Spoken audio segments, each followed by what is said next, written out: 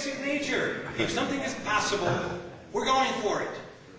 Possibility. And that's, by the way, one of the fascinating things about America is the size and breadth and contiguousness of this land that we settled on is rife with possibility. You don't like what's going on, you move on. You don't like what's going on, you move on. We are the third largest nation on the planet Earth. Not only in terms of size, physical size, but also by population. Some of us don't make that connection.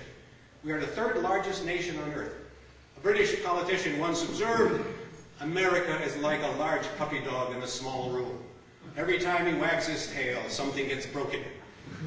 But there's 300 million of us. We're bound to infect the planet in some way, shape, form, or another. We are committed to the idea of possibility. What's possible? What might be possible? Bill Lear decided that it might be possible to have a small jet. Are there any aeronautical engineers in this room? At the time, he was told it could not fly because it did not conform with the rules of aeronautics. Lucky for him, he didn't listen. That's Americans. All right, what else can I tell you about Americans? We believe in something greater than ourselves. It's fundamental. And more importantly, it ain't the state and it ain't the king.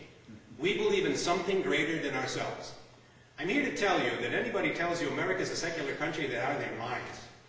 92% of Americans in polls believe in either God, a personalized entity, or a not necessarily specific entity, but someone greater than ourselves.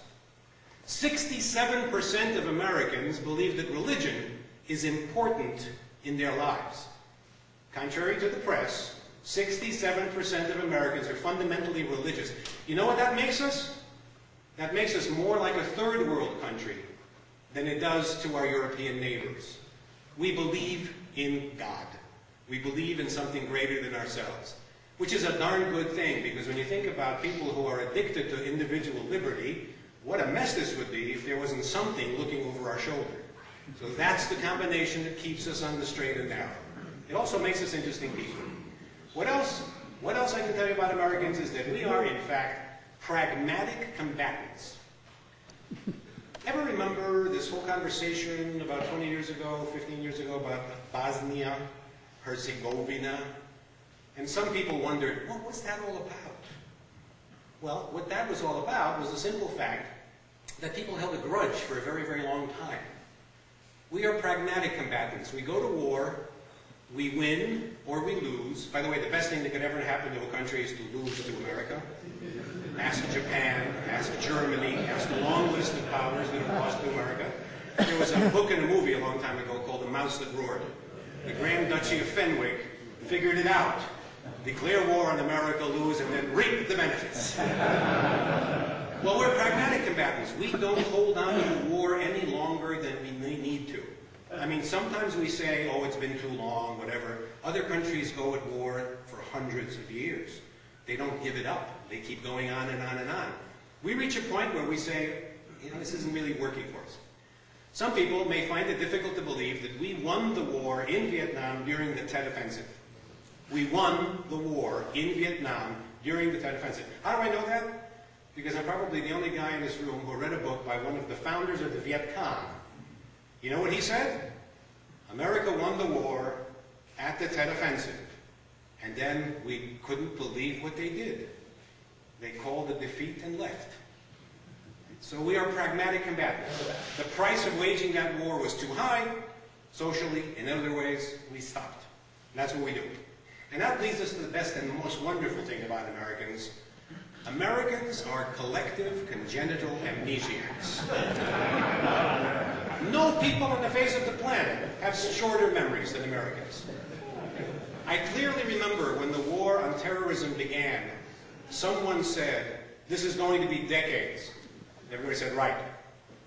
3 weeks later, the press corps was asking, when will this be over? Americans don't remember anything for long. Now, on the one hand, that's really good, because we don't hold grudges, we don't hold on to faults, we don't hold on to things. On the other side, it's bad, because Americans don't remember what mistakes we made last year. We don't remember history. Here's an interesting point. Some of you may be aware that we have just gone through what is being referred to as the Great Recession. Okay, well, that's if you don't have any sense of history. In the United States of America since 1790, we have had 47 recessionary events, one every 5 years. So as a futurist, let me clue you in. This one is over. There's another one heading our way. Every 5 to 7 years, there will be a recessionary event because Americans don't remember how we got here. And so we keep doing it over and over and over again. By the way, this Great Recession, so-called, if I put it on a list of the 47 recessionary events, it would be number 30. Number 30 in terms of impact. But who remembers that? Well, not Americans. So we move on. That's one of the wonderful things we do. All right. So that is a view of the prototypical singular American. But Americans actually very quickly get to a dichotomous view. A dichotomous view. There are two kinds of Americans in the world.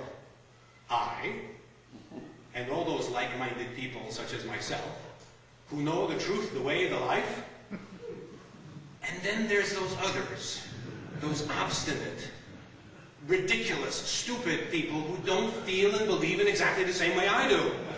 So very quickly, we go from being Americans to being us Americans and them Americans. And as you'll see momentarily, the interesting thing is it ends up being a 50-50 split. And what's even more interesting is this 50-50 split has been with us all along. Some of you may or may not recall these two gentlemen, Madison, Jefferson. And there's a V in the middle of that. Madison versus Jefferson. Because right from the very beginning, what America meant, what it should be, what it should become, was under discussion. And there was an us and a them. And here's the way it shook out. Madison believed that there's really no problem with the monarchical autocratic system. So long, he said, as it is me. He believed the system was fine, it was just the people involved. Jefferson, on the other hand, who, by the way, was afraid of democracy because it had the potential for becoming mob rule, said, yeah, I'm not sure I buy into that, James. I'm not sure I'm ready to believe that you know better on my behalf and will act better on my behalf. So let's find another way. As a matter of fact, as bad as democracy is, remember Winston Churchill's quote? Democracy is such a bad system, but the others are so much worse. That's essentially how Jefferson felt. So he said, let's go with this democracy thing, because at least nobody's in charge.